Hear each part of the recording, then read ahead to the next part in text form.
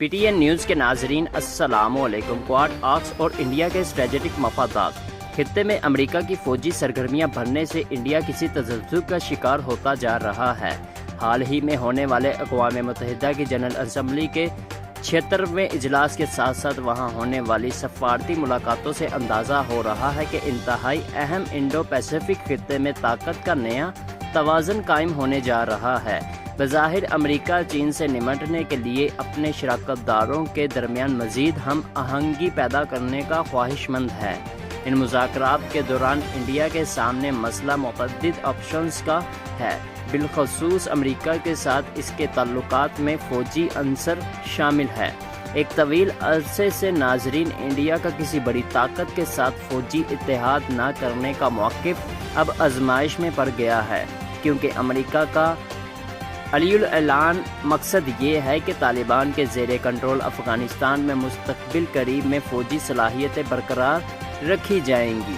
یاد رہے کہ افغانستان میں امریکی مشن کے اختتام پر صدر بائیڈن نے کہا تھا کہ ہم افغانستان اور دیگر ممالک میں شدت پسندی کے خلاف جنگ لڑ رہے ہیں۔ اس کے لیے ضروری نہیں کہ ہم زمینی جنگ لڑیں، ہمارے پاس ایسی صلاحیتیں ہیں جس کے ذریعے ہم شدت پسندوں اور اہداف کو بغیر زمینی فوج بھیجے نشانہ بنا سکتے ہیں، اور اگر فوج بھیجنے کی ضرورت پڑے بھی تو بہت کم تعداد میں۔ اور امریکہ جب خطے پر اپنی گرفت مضبوط رکھنے کے لیے متعدد محاذوں مثلاً آکس امریکہ، برطانیہ اور آسٹریلیا اور کوائڈ امریکہ، انڈیا، جاپان اور آسٹریلیا کی قیادت کر رہا ہے، تو چین نے بھی عوامی سطح پر اپنی ناراضگی کا اظہار کر دیا ہے۔ کیا انڈیا کا امریکہ کے ساتھ فوجی اتحاد ممکن ہے؟ ناظرین، انڈیا کے اب تک خود کو ایک مضبوط فوجی اتحاد میں شامل کرنے کی مبینہ امریکی کوششوں سے بچائے رکھا ہے۔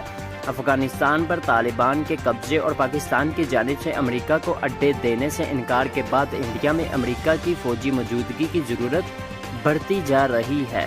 ویسے تو انڈیا کی حکومت نے فوجی اڈے فراہم کرنے کی کسی بات چیت کی فوری تردید کی ہے، اور انڈین وزارت خارجہ کے ترجمان اریم باغچی نے کہا ہے کہ انہوں نے صرف میڈیا سے ہی امریکہ کو فوجی اڈے فراہم کرنے کی بات سنی ہے۔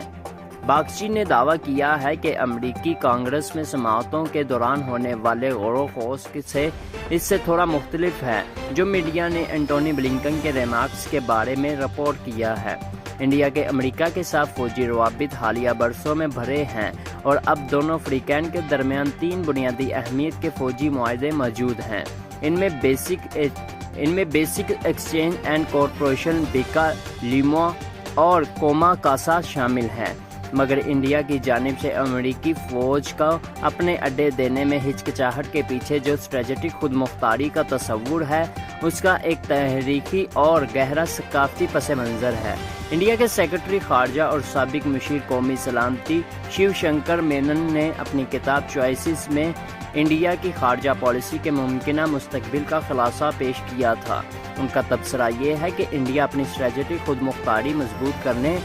پر زور انداز میں آزاد رہنے اور اپنے بے مثال اسٹیٹس اور مفادات پر قائم رہنے کی کوشش کرے گا۔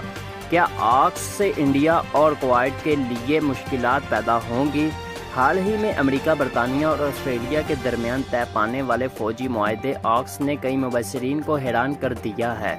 کچھ ماہرین کا خیال ہے کہ اس نئے اتحاد جس کے تحت آسٹریلیا کو برطانیہ اور امریکہ سے جوہری آبدوزیں ملیں گی، اس سے کوائڈ گروپ کی اہمیت کم ہو جائے گی۔ انڈین خارجہ امور کے صحافی سہانسی حیدر نے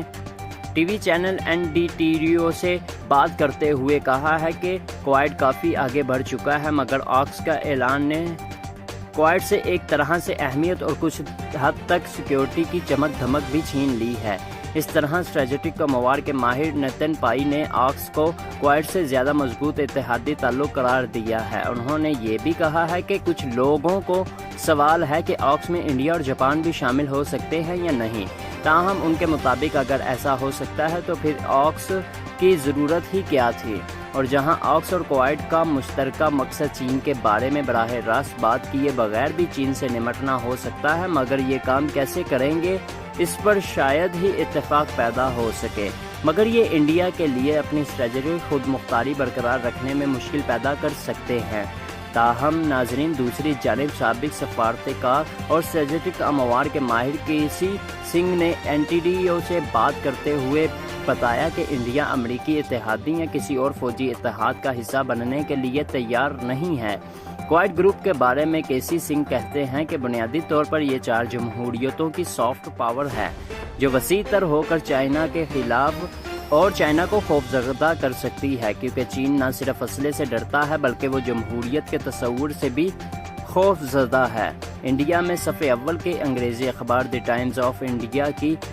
ڈپلومیٹک ایڈیٹر اندرانی باگچی نے بھی لکھا ہے کہ دونوں گروپوں کے درمیان کوئی تضاد نہیں ہے۔ انہوں نے لکھا ہے کہ آکس کوارڈ کے لیے بوسٹر شاٹ ہو سکتا ہے۔ ان کے مطابق اگر وسیع تر کھیل یہ ہے کہ چین کو اپنی جگہ پر رکھنے کے لیے کئی نیٹ ورکس کا جال بنایا جائے تو جلد ہی دیگر گروہ بھی بنتے ہوئے دیکھے جا سکتے ہیں۔ چین کے حوالے سے انڈیا کی مشکل انڈیا نے امریکہ کی جانب سے چین کا پلڑا برابر کرنے کے لیے کوارڈ گروپ میں شمولیت اختیار تو کر لی ہے، مگر اس سے چین کے ساتھ دو طرفہ سطح پر نمٹنے کے لیے سخت چیلنجز کا سامنا ہے۔ مشرقی لداخ میں 16 ماہ تک جاری رہنے والی فوجی تنازع کا مکمل حل اب بھی باقی ہے، اور انڈیا میڈیا کی اطلاعات کے مطابق چین اس خطے میں انڈین فوجی تعیناتوں کے جواب میں line of actual control LAC پر اپنی طرف بلندی پر موجود اگلا مورچوں میں سپاہیوں کے لیے شیلٹرز تیار کر رہا ہے۔ اس معاملے پر نئی دہلی کی عوامی بیانات میں بامشکل ہی کوئی ربط دیکھنے میں آیا ہے، اور وزیر اعظم نریندر مودی نے گزشتہ سال کہا تھا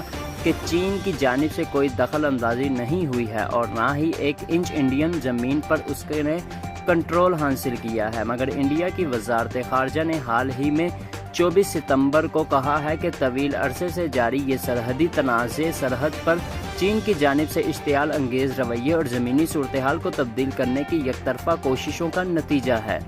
ناظرین، تبصرہ نگار مونج جوشی نے think tank of those research foundation کی ویب سائٹ پر لکھا ہے کہ مودی چین کی جانب سے کسی دخل اندازی کی تردید کر کے بیجنگ کو واپسی کا راستہ دینا چاہتے تھے، تاہم چین نے مسلسل اور اعلیٰ یہ اصرار کیا ہے کہ انڈین ہی تمام اشتعال انگیز کر رہے ہیں۔ انڈیا کے لیے آگے موجود مشکلات پر بات کرتے ہوئے جوشی نے لکھا ہے کہ حالیہ سرحدی تنازع میں چین وہ ملک نہیں لگ رہا جو کسی سمجھوتے کا خواہ ہو۔